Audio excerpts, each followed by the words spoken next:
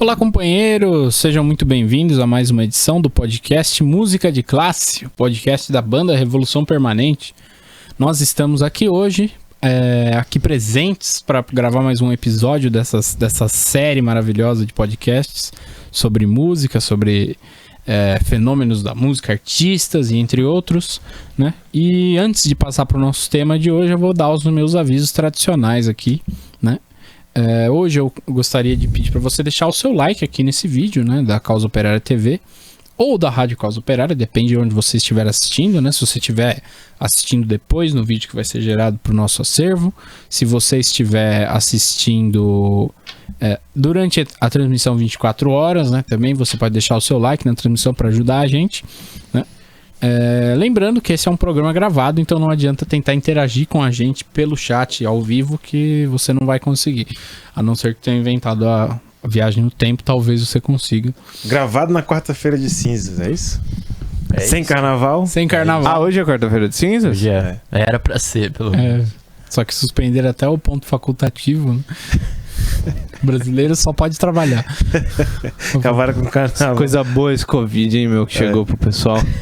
Coisa boa. Você mata uma porrada de nego, tira o feriado dos caras. Tira o carnaval. O cara não pode sair comprar uma cerveja no posto de gasolina às 8 da noite. Não pode. Não, é muito bom.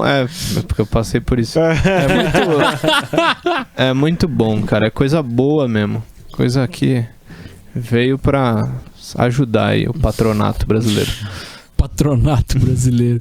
Bem, a gente depois, nossa, que desabafo, né? Não, um comentário. Comentário político. Não, até porque se fosse tudo normal, a gente estaria se preparando para ir para algum bloco. A gente estaria voltando de um correndo muito desgovernadamente. Quarta-feira o que, Henrique? Quarta-feira era quarta-feira de cinzas, né? A gente não fazia nada, né? A gente estaria de ressaca no mínimo. De ressaca. No mínimo de ressaca. Gravando outro episódio, gravando no outro dia, provavelmente. Complexo. No mínimo de ressaca. Complexo. Mas bem, pra pelo menos dar aquele gostinho de carnaval, hoje a gente vai falar aqui, né, da ilustríssima, né? Verdade, né? Por coincidência. Ilustricíssima. E de novo, a gente escolheu inconscientemente. Carnaval. A gente vai falar aqui da ilustricíssima Clara Nunes, né? Que foi aí um fenômeno, né, uma intérprete que foi um fenômeno da música brasileira aí, interpretou tudo quanto foi música, tem muito disco pra falar, né? Está aqui em nossos corações e a gente vai falar um pouco dela hoje, aproveitando aqui essa deprimente ocasião de carnaval. Tá até chovendo forte. Nossa, tá chovendo bem forte. Até fiquei surpreso aqui, se a casa aguentar. A gente falou aqui, o mundo ficou triste, né? Você viu? Esse desabafo aí entristeceu até Deus. Falou, não tem carnaval. Vou tentar animar, então, pra ver se para a chuva, pelo menos. Vai lá, Henrique. Vamos lá, vamos começar. Só lembrando que hoje a gente tá aqui desfalcado, né?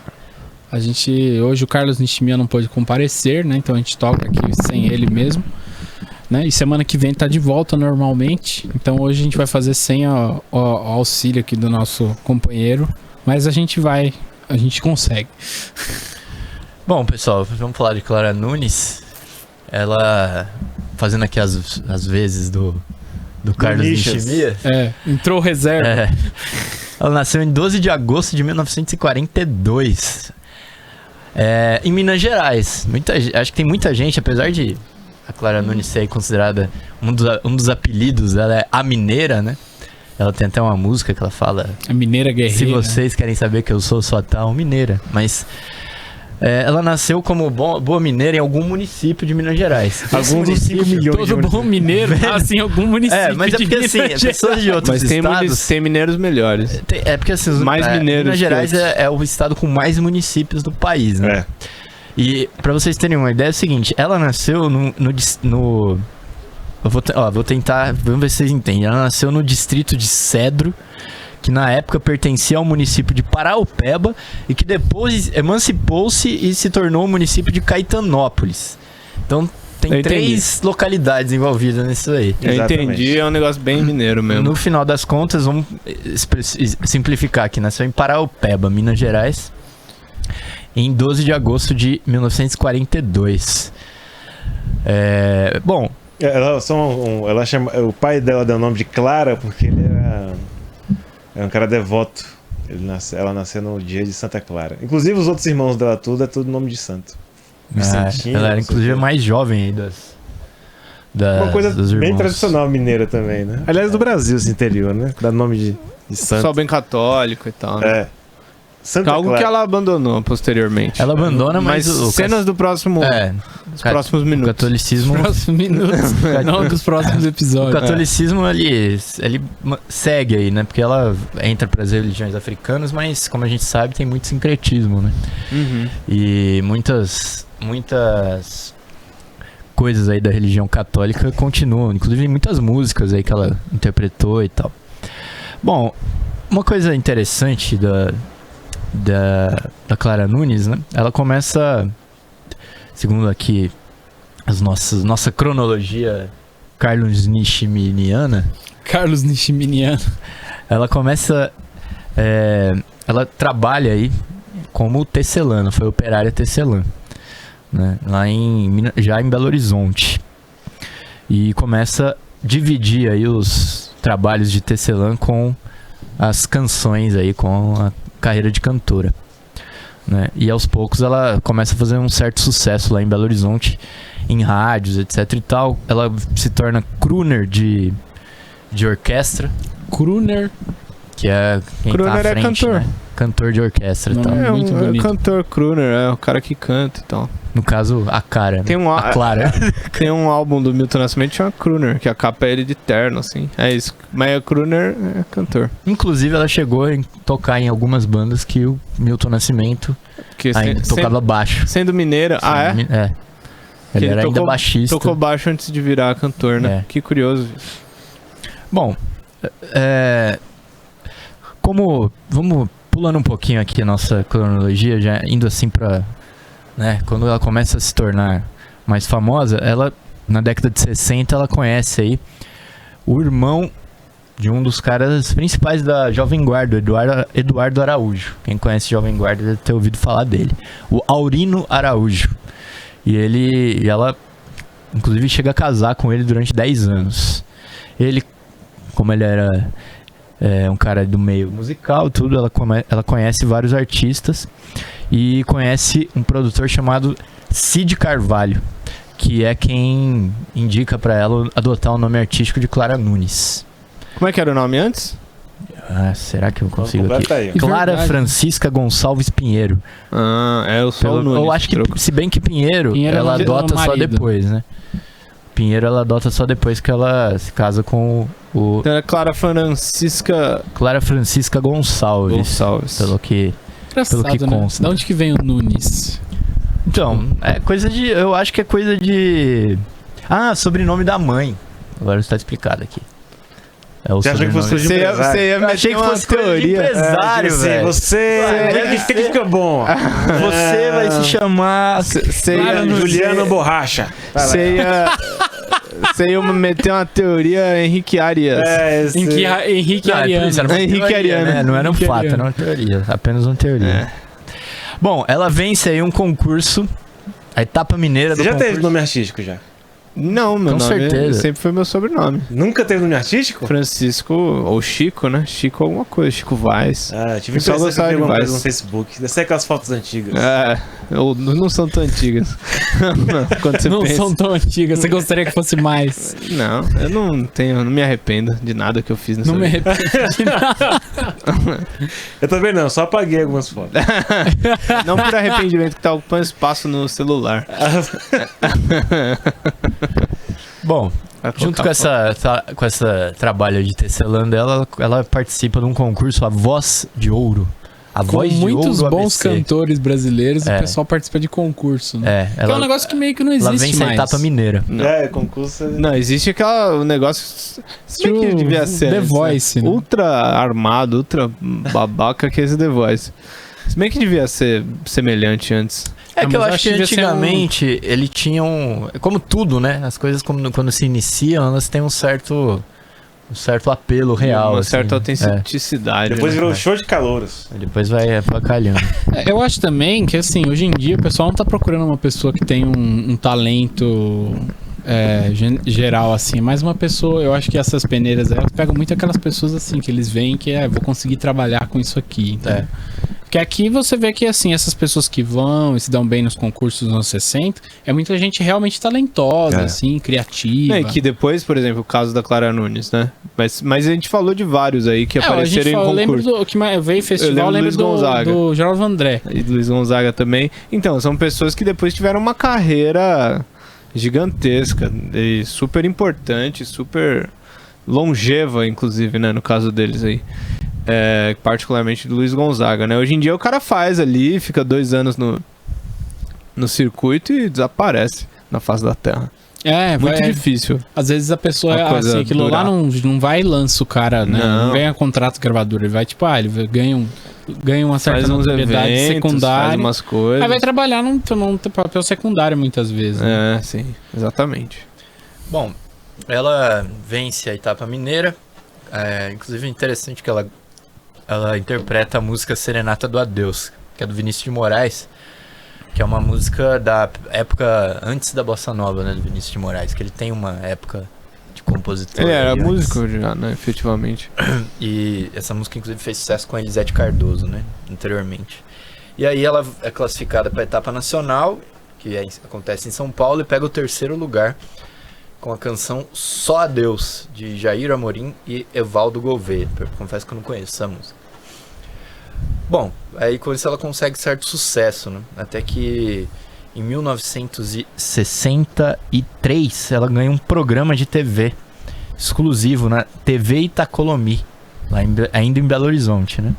Onde ela recebe aí convidados da música e tal, pessoas famosas que estão de passagem por Belo Horizonte, né?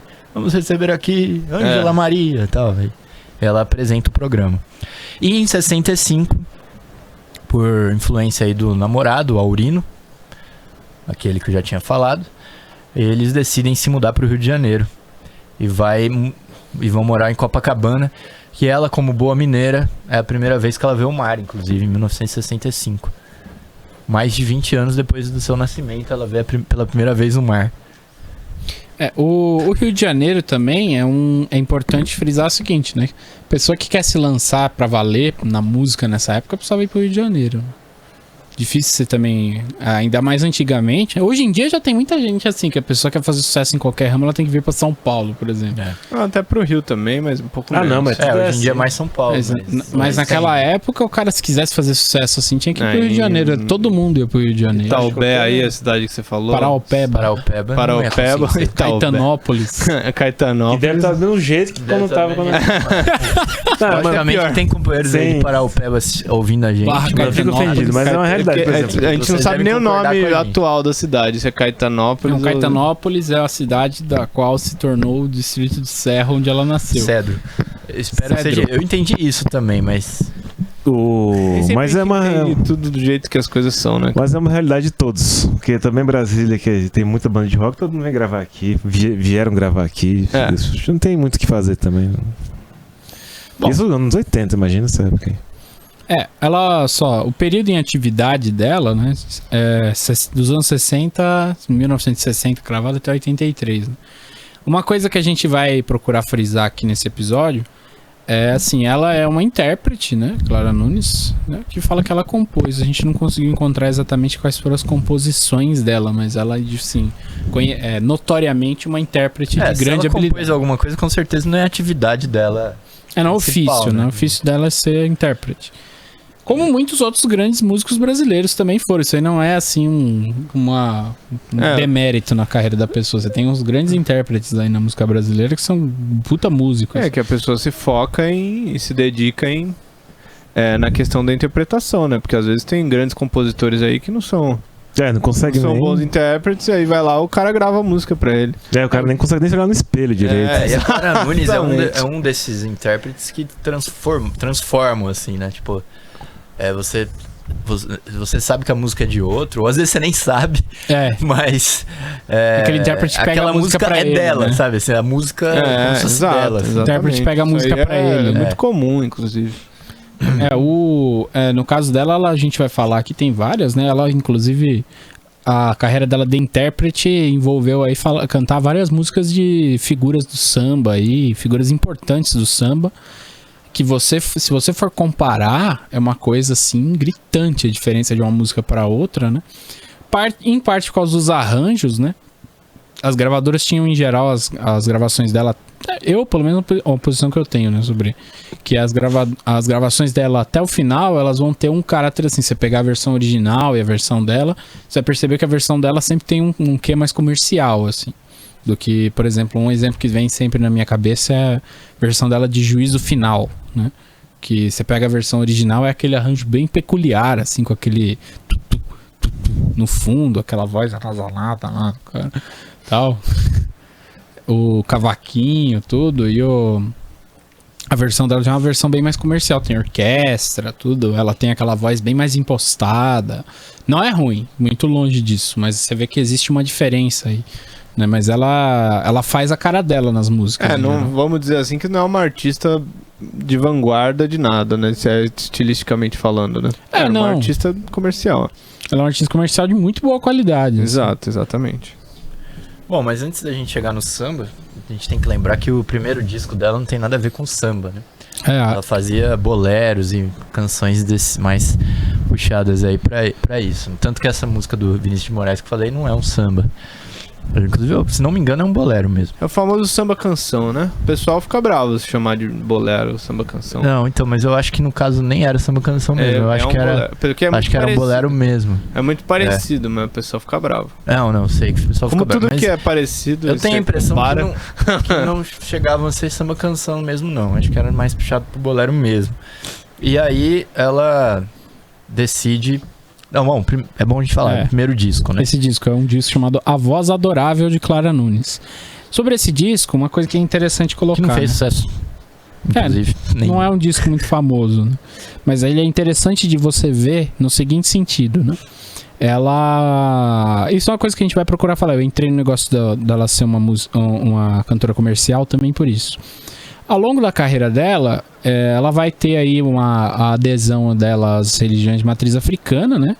E também ela vai manifestar aí, como todo bom cantor comercial, ela vai manifestar determinadas tendências ideológicas aí que não necessariamente eram dela propriamente.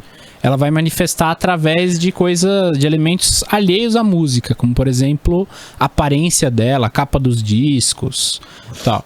Né? E a capa dos discos para nós aqui vai servir como um pouco um fator aqui que vai colocar isso, né? Esse disco, A Voz Adorável de Clara Nunes, se você, por exemplo, você que tá aí ouvindo, der no Google agora a capa desse disco, você vai ver a Clara Nunes ali com as unhas pintadas de branco, né? Com o cabelo arrumado assim de maneira muito conservadora, né? Uma aparência bem recatadinha, assim. Para quem cantava um bolero, nada mal. Você vê aquele vestido branco, assim, com a abotoada até o pescoço, com abotoada até as mangas até as mãos, assim. Tudo coberto, assim, uma capa bem conservadora, né? Que é engraçado porque isso aí vai mudar ao longo do período em atividade dela, a gente vai ver isso, né? Aqui ela tá com a cara, assim, bem conservadora mesmo, né? Esse disco, se eu não me engano, é de 1963. Não, é 5 parece, né? Deixa eu 65? Eu acho que o outro que é de 65. A Voz Adorável de Clara Nunes. É de 66. 66. Aí. E de fato, fazendo justiça aqui ao Chico, além de boleros, tem alguns samba-canção também. Esse disco teve 3.100 cópias. Juntos. Ou seja, o pessoal vai ficar irritado. Vai. Mas é um pessoal já bem velho. Já. Não existe mais esse pessoal, na verdade. Eles já morreram. É um pessoal bem velho. O pessoal não vai ficar irritado, que não vai entender. Que nasceu nos anos 20, 30. Ah, não, então Meu tem... avô, por exemplo, não gostava. Tem que ver se o pessoal já não tem como ficar irritado mais, né? E se misturasse, ele não gostava. Esse disco primeiro fez 3.100 cópias. Ela, inclusive, esse primeiro contrato dela com a Odeon aí vai durar pelo resto da vida dela. Ela gravou todos os discos dela pela gravadora Odeon, né? Inclusive, em 73, aqui consta que o disco é feito pela EMI Odeon, que deve ser uma fusão da Odeon com outra gravadora. Com a EMI. Mas a EMI é o nome da gravadora? Então, mas você vê que é a mesma gravadora, mesmo assim. Deve ter. A Odeon acho que era nacional, a EMI é Provavelmente multinacional. comprou. Foi EMI com... A EMI, inclusive, eu tô rindo aqui porque o Juliano pensou a mesma coisa. O Sex Pistols tem uma música dedicada a EMI pra avacalhar com a EMI, porque rolou uma sacanagem lá. Então a gente começou a rir por causa disso. Pode crer. Coisa de gravadora, que é só sacanagem, né, velho? Exato. Mas isso é importante colocar também. Ela vai gravar todos os discos pela mesma gravadora. Tanto que a sonoridade de todos os discos é relativamente similar. Você não vai perceber assim uma... claro, as músicas mudam, tudo, mas eu tenho a impressão que você ouve os discos todos assim, eles têm aquela homogeneidade, assim, a mesma abordagem de produção, eu acho, né? Bom, passado aí esse disco inicial, né? Com esses boleros e sambas, canções.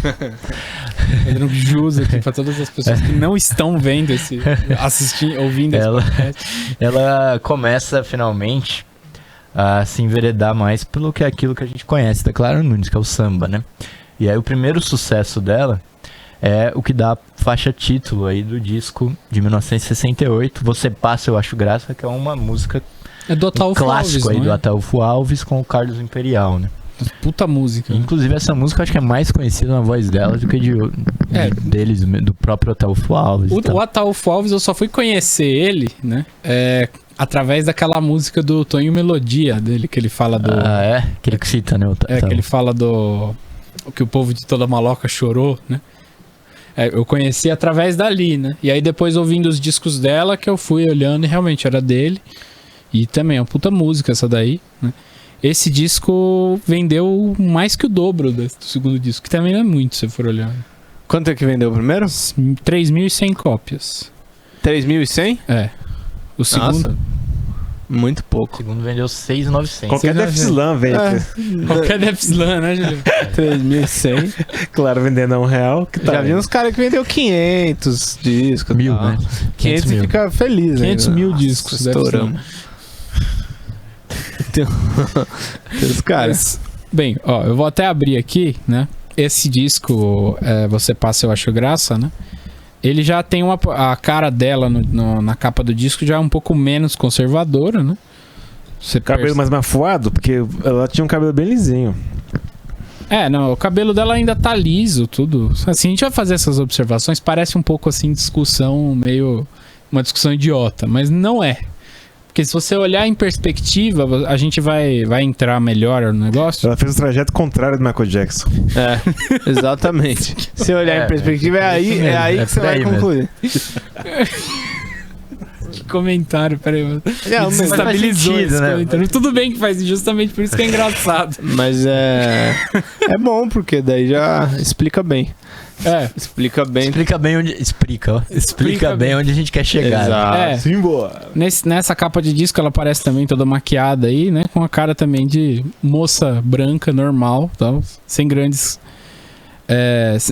mudanças até agora, né? Finalmente a pessoa veio de Minas Gerais.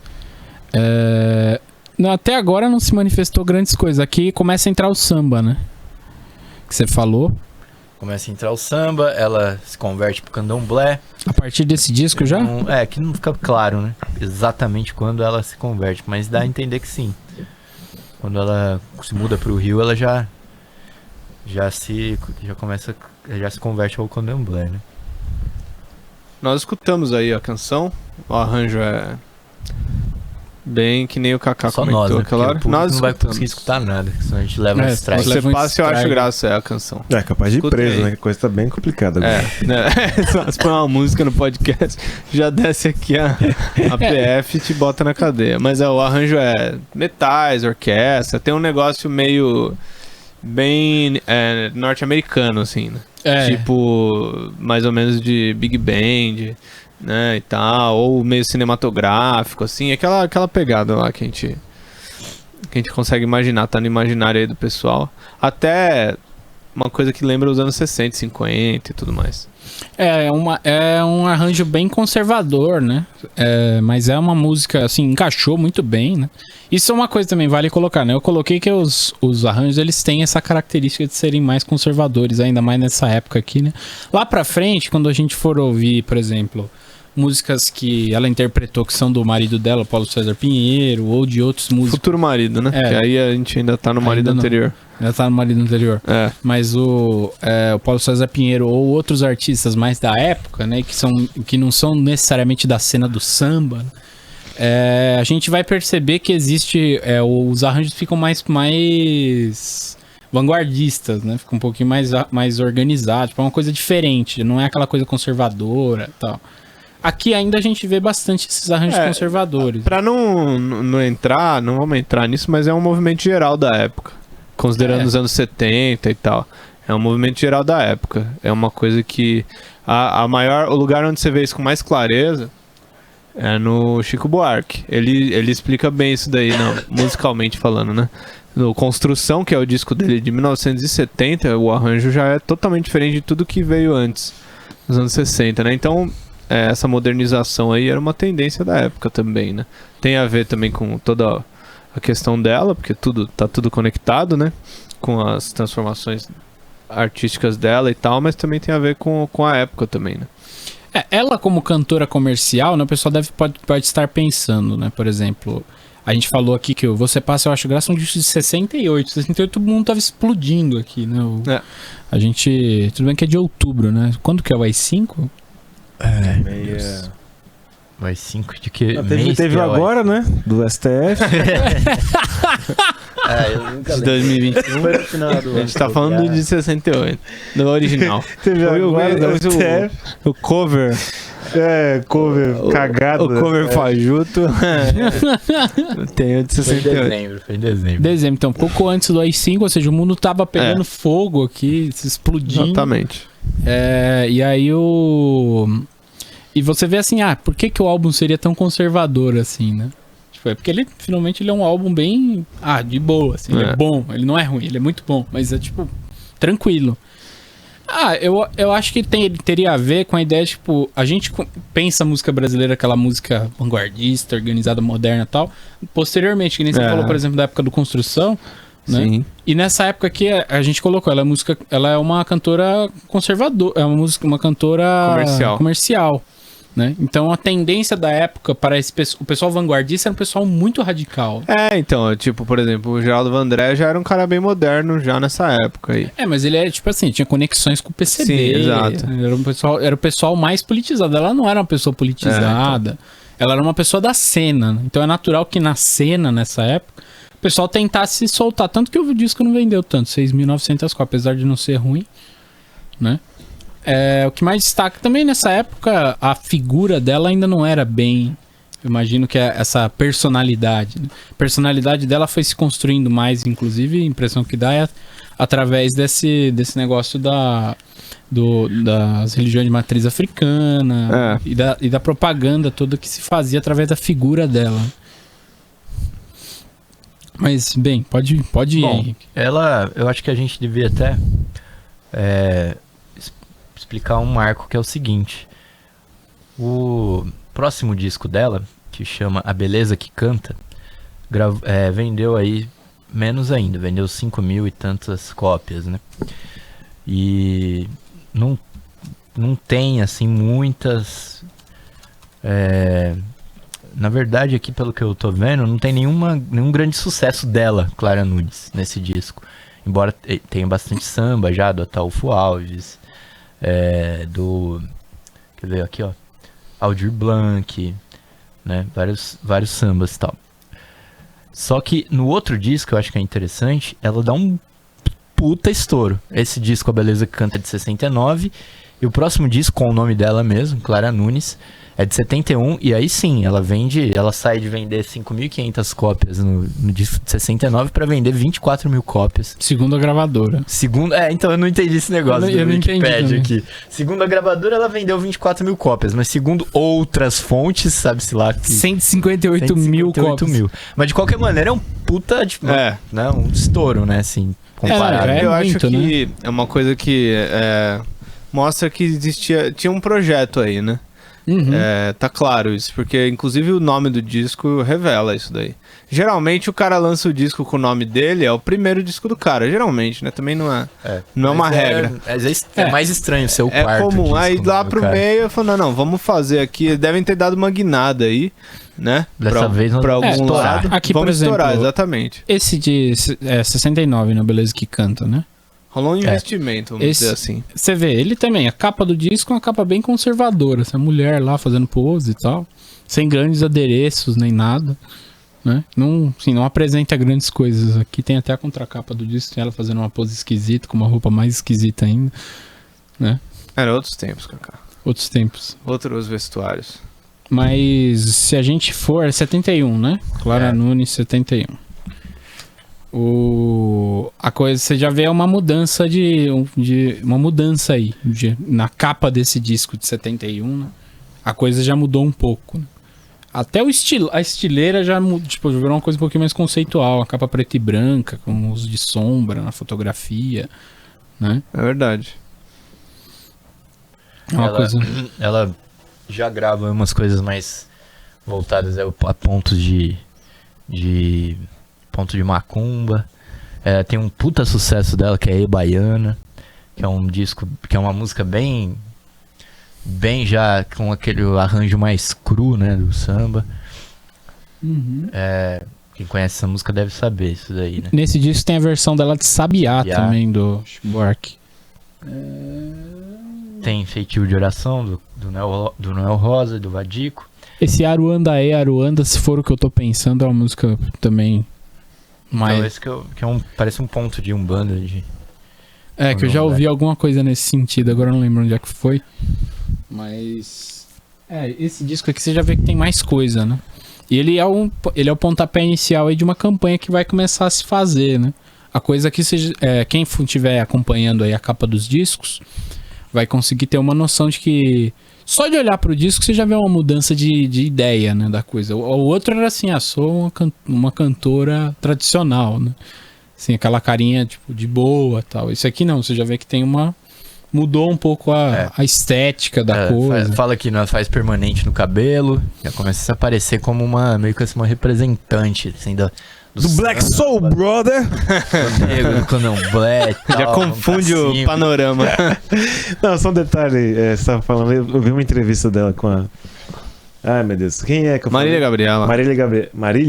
Maria Gabriela. E ela falou que... A Clara Nunes falou que nessa época ela tinha de fato parado para pesquisar sobre a música popular brasileira e que ela tinha achado uma espécie de vácuo, um local, lacuna, um nicho, pouco explorado. Pouco explorado, que ela poderia explorar, que era a questão do folclore, É interessante. Tudo que vai daí adiante, né? Questão da religião africana. Samba, que ela acho que por aqui eu posso tocar minha carreira, né? Tanto que tem que ver, né? As datas aqui é uma coisa importante, né? Porque esse disco é de 71, né?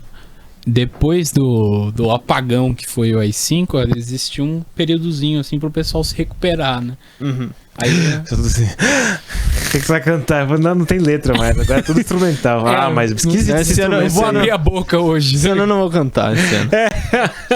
Então eu imagino que essa impressão deve ter sido dada também por causa disso, né? Tipo, a pessoa mesmo devia estar vendo, né? Mesmo estando na indústria, ela devia olhar aquele negócio que estava acontecendo ali embaixo, assim, e falar, nossa, né? Aí vem o milico, pisa assim, né? Em cima do negócio, acaba com tudo, aí fica aquele vazio, né? Aquela coisa desagradável que a gente viu em vários episódios, a gente falou de coisas desse tipo aqui. Eu acho que ela deve ter mesmo encontrado isso daí como uma forma de abrir um buraquinho ali pra falar, né? Até porque 71 falou, construção de 70, né? 70. Então... Ou agora também, pode ser que seja 71. Então vamos mudar no Mas Google eu falei aqui. com muita certeza, né? É melhor... Convenceu, hein? Melhor não. Com tanta certeza que pode não ser verdade. Construção, Chico Buarque, disco D 71. 71, então errei. Errou por um ano. Por um ano. Mas é uma época aí que já tem aí algumas você já tem... também já existe uma abertura um pouco maior para você começar a desenvolver alguma coisa, né? Isso aqui é um desenvolvimento indireto. É uma tendência mais de esquerda, porque existe um negócio dos negros e tal. Mas é uma coisa bem indireta ainda, que a gente vai ver que tem... Na carreira dela toda vai ser um negócio indireto, né? Não vai... Isso é uma coisa também. Ela é muito bom, não é ruim, não estamos falando isso, mas também não tem um teor político muito, sim, ela também, evidente. Nessa mesma entrevista aí, ela fala que queria se aproximar mais do povo, né? Não sei se é uma típica declaração de músico que está se tornando popular, esse tipo de coisa, né? É mais a situação política que o país vivia, mas ela falava, não, que eu só queria me aproximar mais do povo, que acho que que vai dar certo são as coisas feitas pro povo, não me afastar deles, do povo, etc e tal. No próximo LP dela, de 72, chamado Clara, Clarice Clara, ela já tá ali com todas as vestes, vestida de branco, cabelo super crespo, ela já escureceu, né? Já aparecendo aparecendo em Iemanjá, né? Já brotou a princesa de Wakanda. Pra falar uma referência mais moderna. Referência mais moderna. Iemanjá, Wakanda. Também não sei o que é, Juliano. Ele que falou. Falou Wakanda, mas eu não sei o que é Wakanda. É pra cultura, cara. Não, você tá no programa errado. Aqui o pessoal é idoso, da idade. Mentira, a gente sabe o que é. Mas só uma anedota pessoal, né? Em 71... Pessoal, como em 71? Não, ela, cara. Você não era nem nascido. Tudo bem. Você é velho, mano. Em 71, além do álbum, ela larga o noivo dela, o tal do... E onde é que você entra nessa história? Ela larga o noivo dela, Henrique. Você queria estar entrando nessa história aí, né, Henrique? Henrique tava lá. Daí ela pega ele traindo ela. E em 71 também ela larga o candomblé e vai pra Umbanda. Né? Acho que é importante porque marca também uma mudança aí nesses álbuns, né? Essa é a anedota pessoal do Henrique. Sobre a pessoal dela, gente. Caralho. Anedota pessoal de todo homem, né, Henrique? Que coisa. Trair e ser traído. Nossa, agora depois você edita aí pra não... Não, cortou? Fala que não, pra dar alguma cadeia. Não, fala que de toda mulher também. Pronto, é toda mulher. De todas. De todas. Você falou e riu depois. Depois da patrulha ideológica. Cadê, com certeza. Ali, ó. Fica ligado na porta aí. Esse disco aqui, deixa eu pegar a parte de trás dele. Nossa senhora, as imagens têm uma qualidade assim, maravilhosa, né? Isso aí é tudo site que o cara pôs pra vender, tirou uma foto horrível com o celular dele. Aqui tem... Eu não consigo ver agora as músicas através das fotos, porque as fotos são muito ruins. Mas é mais fácil você ir lá no coisa. É que aqui não consta, eu acho. Deixa eu ver se nas plataformas de música aqui Quem sabe de cor? Sem fazer jabá. As músicas do Clara, Clarice, Clara. É impossível. Ela também não é essa cantora que você vai lembrar do disco. Ela tem né? alguns grandes momentos, grandes hits, né? E aí, às vezes o disco ele tem outras menos... Aqui, ó, Sempre Mangueira, Seca do Nordeste, Alvorada. Alvorada, será que é Alvorada? Aquela Alvorada do Cartola mesmo. Certamente. Tempo à Beça, Morena do Mar, Puxada do Rede do Chá, Morena do Mar. Não, essa é outra música. Tô pensando que ela é Água do Mar. Essa é outra música. E Luaiê, Opção, Anjo Moderno, Tributo aos Orixás, Último Pau de Arara e Vendedor de Caranguejo. Essa Vendedor de Caranguejo também tem impressão que eu me lembro. Eu gosto muito de Clara Nunes, eu ouço as músicas dela várias vezes, assim. Inclusive eu fui ouvir de novo aqui pro podcast. Sempre que eu vou ouvir podcast eu deixo no aleatório, né? Eu pego o artista, ponho assim e foda-se, toca aí que se você procura ouvir, isso é muito seletivo, né? Então aqui eu não tô... Pelo nome agora das músicas eu não tô conseguindo lembrar. Mas essa versão dela de Alvorada é boa, não é ruim não. Essa é a única que eu tô lembrado de vez aqui, desse disco especificamente, de 72. Vale a pena, ele é curtinho, 34 minutos. Bom, continuando aí, acho que a gente devia dar um gás. Zona, né? Porque senão nós vamos ficar disco por disco que a coisa vai... Quantos minutos? Quer dizer, tá acabando? Vamos só falar quantos minutos? Temos aí 15 minutos. Temos 20 minutos aproximadamente. Tem que parecer que a gente tem isso projetado. É que a gente só é ruim de matemática. Ah, tá. Ok. Não, ela começa a fazer muito sucesso aí, ela se afirma no samba, né? Os discos passam a vender da dezena de milhar pra centenas de milhares. Você vê que foi uma guinada boa, né? O Clara Nunes, segundo a Ibope, vendeu 75 mil pés, segundo a Polícia Militar, 250 mil. E segundo os manifestantes. Segundo o angolano que tava vendendo disco pirata naquela época. Não. Tem disco pirata, hein? LP pirata. Nossa, claro. Não, fita cassete, né? Que era bom demais. Até eu gravei fita cassete. Todo mundo gravou. Mais um crime, quer dizer, com esse já é o 15º crime desse programa. Falado, hein? É um crime só. O disco de maior sucesso dela, tem 2 discos dela, 3 discos que vão fazer muito sucesso, né? Quer dizer, muitos discos vão fazer muito sucesso, mas os 3 que fazem mais são O Canto das Três Raças, que tem provavelmente a música mais conhecida da parte dela, né? Que é O Canto das Três Raças, do Paulo César Pinheiro, que era marido dela, nessa época já era marido dela. Uhum. Essa música é muito boa, assim. Isso tem relação com a anedota pessoal do Henrique, né? Que ela começa a namorar o Paulo César Pinheiro já em 1971. Inclusive. O Paulo César Pinheiro, inclusive, que tem... eu gosto muito de um disco dele que ele fez sobre... Ele pega toques de capoeira e transforma em samba. Muito bom, recomendo a todos. Acho que... Eu não lembro o nome do disco agora. Vale a pena o pessoal pesquisar. A Capoeira de Besouro, chama o disco. E ele tem essas coisas bem... Brasil, negritude, assim, né? Esse mesmo do Canto das Três Raças é uma música, assim, que tem um fundo social muito interessante e um arranjo muito diferente, né? As músicas passam a ter outros instrumentos no samba, por exemplo, tem a gogô de castanha, o atabaque. Você começa a ver, assim, umas coisas novas, né? E também na capa dos discos você começa a perceber que a mulher começa a tomar uma feição mais negra, ela mesma. Não tem aquela cara conservadora dos primeiros discos, assim, né? Nos primeiros discos você vê que ela tem uma cara já bem mais branquinha, assim. E nos últimos discos ela já começa a parecer muito mais negra. Começa a ficar com o cabelo muito crespo, né? Isso aí chama atenção porque eu fui conversar com pessoas da época, né? Fazer pesquisa de campo. Você pegou uma máquina... Que não era o Henrique, que tava lá em 71. Não falei com o Henrique Arias, mas conversei com pessoas um pouco mais velhas que o Henrique Arias, só um pouco.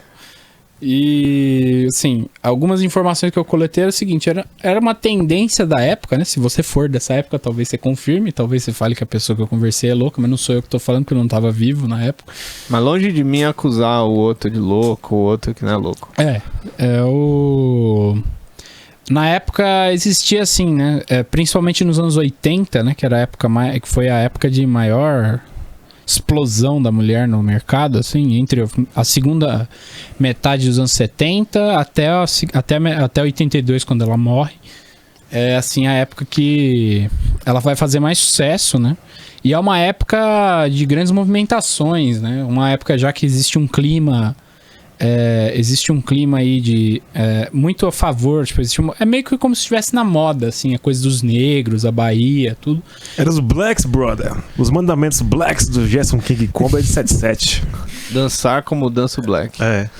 Isso daí, eu tava fazendo uma pesquisa, tem um pouco uma conexão com um negócio que a gente tem sempre a impressão que a gente tratou aqui no programa, mas a gente não tratou ainda, que é a questão da bossa nova, do racha da bossa nova, com o movimento dos afro-sambas. Em 70 e poucos?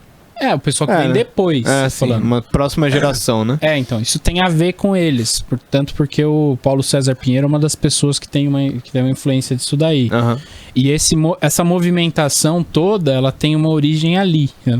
Uhum. Então, acaba que ela tem um... É interessante, a gente sempre acha que tratou disso aqui, porque a gente contornou o assunto em todos os seus aspectos possíveis e imagináveis, mas a gente ainda não tratou, estamos devendo um episódiozinho sobre bossa nova ainda. Né? A gente fala isso de 3 em 3 episódios. Todo mundo ficou verdade. encabulado. Mas né? a gente nunca fala de verdade. A gente cita. Eu acho que não é bom fazer promessa, entendeu? Não. Isso aí é coisa de político. Bom, tem uns fatos interessantes aqui que eu vou levantar para vocês comentarem, né? Eu acho que uma coisa assim, ela começa a gravar bastante compositores do samba que são importantes, mas que fazem muito sucesso na voz dela, né?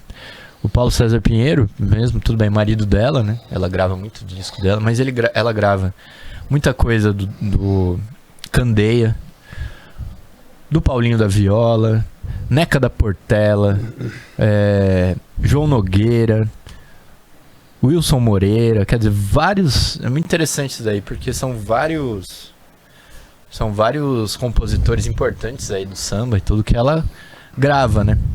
Meio que dá a impressão, né? Eu tô chutando um pouco, dá a impressão que ela tem um papel parecido com o papel da Elis Regina, assim, de divulgadora dos compositores, né? Só que no caso dela, mais especificamente dos sambistas, né? Tem muita música aí, por exemplo, o Candeia mesmo, que é um compositor, um dos maiores compositores do samba, né? Tem música famosíssima dela que é dele, né? Por exemplo, o Canto de Areia. Perdão, Mar Serenou. Né? Então, Canto de Areia é de outro. Mas o Mar Serenou é dele. Outro que é dele também é uma música que ela canta com a Clementina de Jesus, que é uma homenagem à Clementina de Jesus, que se chama Partido da Clementina de Jesus. Ah, bom que é uma homenagem à Clementina de Jesus. Eu nunca ia saber disso. Nunca. Ela tem a adaptação, eu falei lá atrás, né? Ela tem a versão dela de Juízo Final, do... É o Nelson Cavaquinho? Juízo Final. E ela tem, isso eu recomendo a todos o pessoal ouvir. Ela tem as versões dela de sambas de exaltação, que são muito boas, inclusive. Os dois aqui que a gente estava falando antes de começar, muito memoráveis, são Portela na Avenida e Serrinha.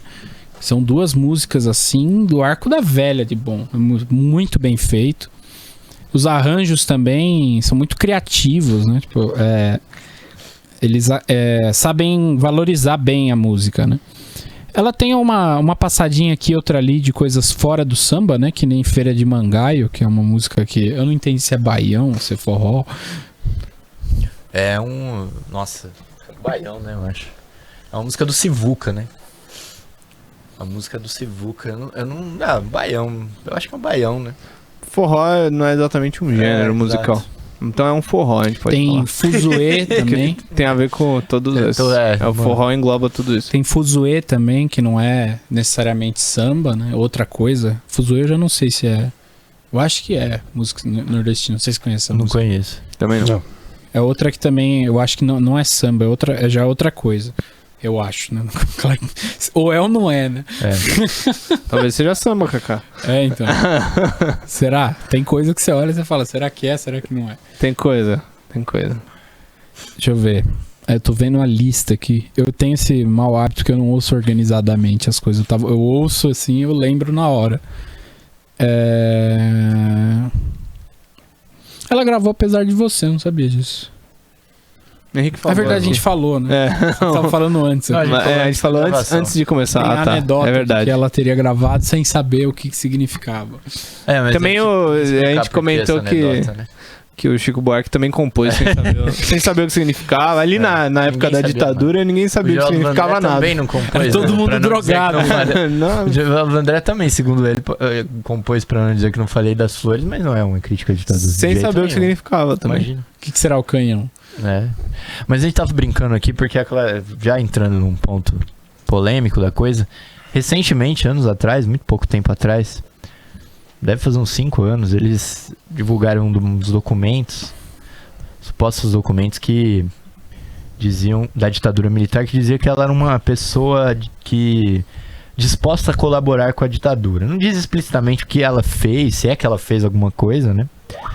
Mas ela seria uma pessoa disposta a colaborar. Que pode ser tanto assim, que é uma pessoa filha da puta, que ia lá e denunciava todo mundo, como pode ser simplesmente uma pessoa que não era casca dura, igual outros compositores, né? Igual, sei lá, Chico Buarque, que são identificados com a oposição, com a esquerda e tal, né? Ela não tem nenhuma origem política, né? Ela, como a gente mostrou aqui, a trajetória dela na carreira é toda uma trajetória da indústria. Ela é uma pessoa da indústria comercial.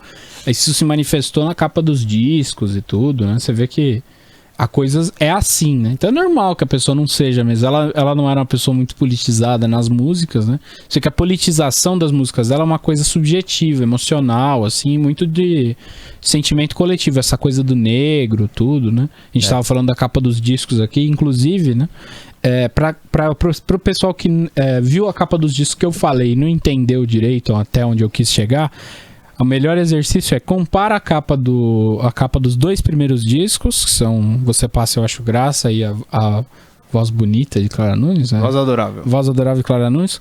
Compara com a capa do Baiana, eu acho que é o disco, e o outro é aquele que ela tá com os moleques na capa, eu esqueci o nome desse disco agora. É o Brasil Mestiço? É, o Brasil Mestiço. E vocês vão ver a diferença total, assim. Dela, né? Da aparência dela. Da aparência dela, assim. Claro, da isso aparência é uma e coisa? também dos elementos da da aparência capa. Dos elementos foto, da capa, mas tudo. tem a aparência dela. Mas assim, diferente. isso é uma coisa típica de músico comercial também, se for ver, né? Essas coisas tem que assim. se transformar Tem e que tal. se transformar e tal. Hoje isso daí é bem mais radical, né? Hoje o cara hoje vira uma um ser loucura. que ele não é, que ele definitivamente não é, porque ninguém é daquele jeito. Exato. Se ele for daquele jeito, ele não precisa ser músico, precisa de hospício. Exato. Hoje em dia é uma coisa muito louca. O cara tem o cabelo verde, o braço é roxo, o chapéu é... Enfim, Ocre. sei lá. Mas Sobre essa... Não sei se tem... pode falar. Não, sobre essa questão política, né, dela, ou talvez ausência de política, não sei, mas tem em favor dela o seguinte, né? Primeiro, que ela, por exemplo, foi uma das que tocaram no famoso show da Rio Centro, né? Que estourou a bomba lá no final da ditadura, que Quer dizer, os 2 militares cabeça de frango foram tentar explodir um show de milhares de pessoas que estavam tocando Chico Buarque, Maria Bethânia, Clara Nunes, foram tentar fazer terrorismo se lá fosse contra uma colaboradora contra a reabertura da política. ditadura, ela ia terminar muito E por sorte, como militar não tem cérebro, eles estouraram a bomba dentro do próprio carro e não deu certo o atentado não, terrorista. foi os esquerdistas que explodiram a bomba dentro. Que é um jeito ruim de tratar uma colaboradora, né? Exatamente. E aí, e também, em favor dela, tem muita música, se não diretamente política, mas muita música de crítica social, né? Tem. Ela gravou. A gente podia até colocar aqui, a gente falou do Apesar de Você, mas tem. A gente tava ouvindo antes de começar o programa. Coisa da Antiga, que é uma Coisa da crítica à Antiga. escravidão. E a crítica O próprio também, Canto das Três Raças. Canto das Três Não, as exatamente. músicas são muito bonitas, é muito legal. Forças da Natureza, que é uma música que tem um tema de utopia, assim, cara. É uma música do Paulo César Pinheiro e do João Nogueira. Uma música linda, que vale muito a pena, inclusive, ouvir essa versão dela. O que mais que a gente poderia dizer aqui de músicas desse tipo dela? Essas músicas de Candomblé. Candomblé. Isso aí é tudo Meu também. Sapato Já Furou, que é uma música bem, assim, social, né? Ela fala da situação da pessoa pobre e tal, que não tem nem roupa pra vestir direito. Essa coisa do samba, né? Uhum. No final das contas, o samba é muito isso, né? O samba, ele tem muita crítica social sem ser super politizado, porque finalmente você tá falando de pessoas que vieram do povo, né? É uma música do povo, ela é intrinsecamente combativa em algum sentido. Né? A gente vai frisar isso pra sempre aqui nesse programa, que não há de ser sectário e achar que só porque uma coisa não tem um conteúdo diretamente político, aquilo ali não tem nenhuma relação com a vida social e tem que ser desprezado por ser conivente com a ordem social vigente e tarariteitei e não sei o quê. Nossa senhora, me sinto num centro de discussão Sinta-se bem. universitário muito louco. Mas, assim, a obra dela tem muito a ver com o período, né? Você vê que no começo da coisa, onde a radicalização era restrita aí aos círculos mais esclarecidos, gente muito radical, né? Ela estava lá acompanhando tendência de indústria. Quando a coisa se generalizou, ela foi ficando muito popular e ela acompanhou a tendência da radicalização, coisa normal, né? Bem, a gente tá quase chegando no final, eu só queria falar da morte dela, né? Que ela morreu, isso é uma coisa meio triste, eu tava lendo aqui, né? Ela morreu... A mulher, ela morreu porque ela foi fazer uma cirurgia para varizes nas pernas. E o Henrique tinha falado, inclusive, que o pessoal falou pra ela não ir. O pessoal do terreiro falou pra ela não ir, ela foi e ela morreu. Então ouçam o pessoal do seu terreiro. Porque traz muita... fica interessante, né, a história. Também, mas essa não é a dizem, parte né? mais triste da história. A parte mais triste é que É o que dizem. ela não morreu em decorrência da cirurgia em si, mas sim de um composto do anestésico, né? que ela era alérgica, a pessoa não sabia, acabou que foi, como disse o cara aqui na entrevista, né, algo imprevisível, uma infelicidade, né, e só que ela ficou aí durante 28 dias agonizando no hospital, e isso daí deu margem a muita especulação sobre a morte dela. Então, tinha gente que achava que o Paulo César Pinheiro tinha dado uma coça nela, tinha gente que achava que ela tinha tentado se matar, tinha gente que achava isso, achava que aquilo, tal.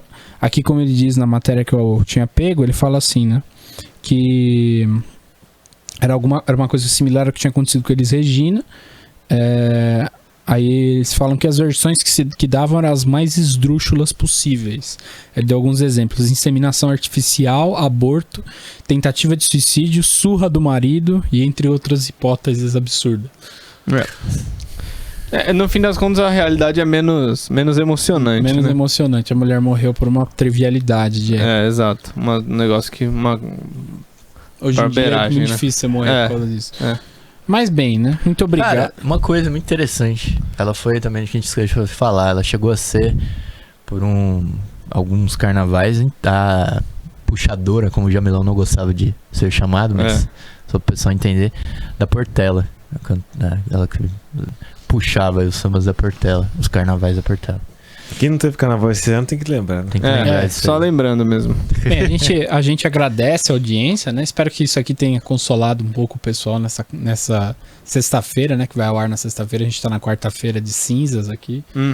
Chovendo e chorando aqui bem cinza pela falta de carnaval, né? E a gente espera que com o fim dessa pandemia a gente possa se reunir aqui, tocar uns sambas da Clara Nunes, fazer muita algazarra nas ruas aí, né? E pelo menos que isso aqui sirva como um pouquinho de um agrado aí pro pessoal poder, né? Poder aproveitar um pouquinho esse carnaval que não teve nem carnaval nem feriado. Fica aí uma homenagem ao pior carnaval da história que não aconteceu. Não dá pra dizer que ele não é o pior, principalmente por isso, né? Ele é o pior. Ele é o pior porque ele não aconteceu. Até se fugisse da repressão, tudo, você tem aquela emoção, né? Você foge da repressão, toma uma cerveja, corre, confete, algumas tiro. pessoas fizeram isso. Não dá pra dizer que não. Pode ter certeza. Mas no mais é isso, muito obrigado. A gente volta na próxima semana com mais um episódio do podcast Música de Classe.